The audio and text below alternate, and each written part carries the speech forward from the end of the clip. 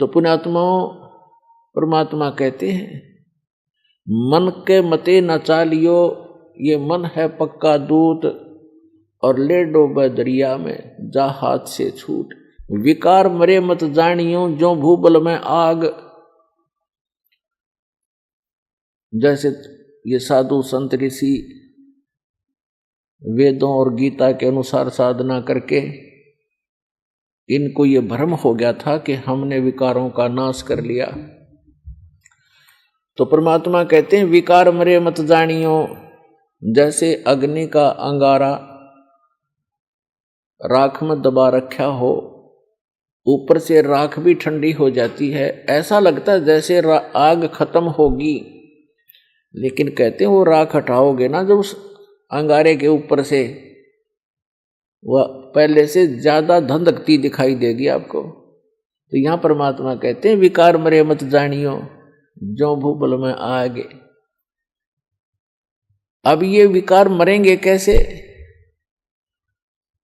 वो क्रिया वही है, लेकिन उनके अंदर जैसे श्वास उश्वास की क्रिया क्या चीज है, ये तो एक समझ लो सिरिंज है। सिरिंज में औषधि कौन सी जानी चाहिए,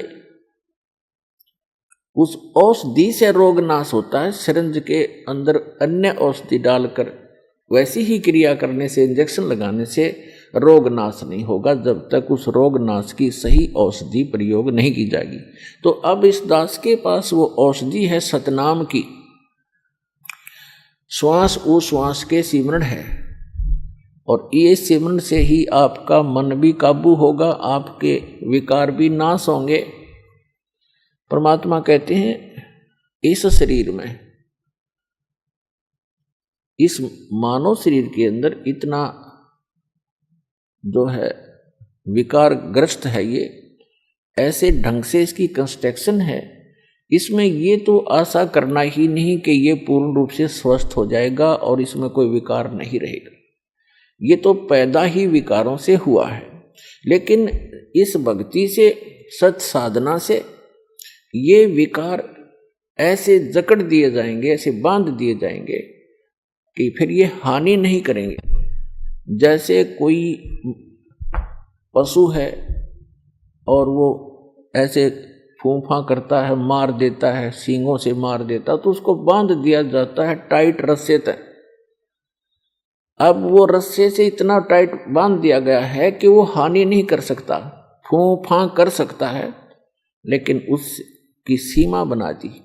तो परमात्मा की इस भक्ति से, परमात्मा के इस ज्ञान से, सत साधना से इन विकारों को ऐसे बांध दिया जाएगा कि ये मन फूंफा करने की चेष्टा करेगा, लेकिन इस तत्व ज्ञान रूपी रस्सा इसको जकड़ देगा और ये भक्ति की कमाई इसको दबा देगी।